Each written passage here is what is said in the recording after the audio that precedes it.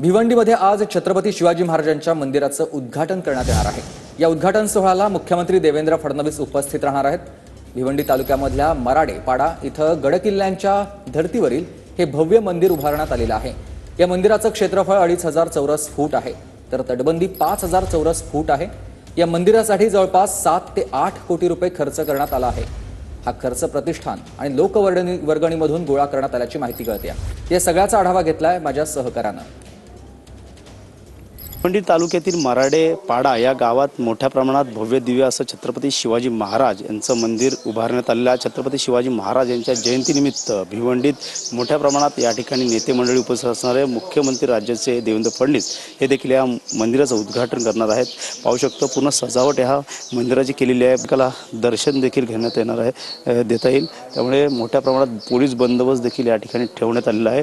कुठल्या अनुचित प्रकार घडून यासाठी चोख बंदोबस्त देखील या ठिकाणी ठेवण्यात आलेला आहे। त्यामुळे मंदिराच्या गाभाऱ्यात पूर्णतः होम हवन पूजन या ठिकाणी केलं जाणार आहे। त्याच्यानंतर पूर्णतः मांडणी या ठिकाणी करण्यात आलेली आहे।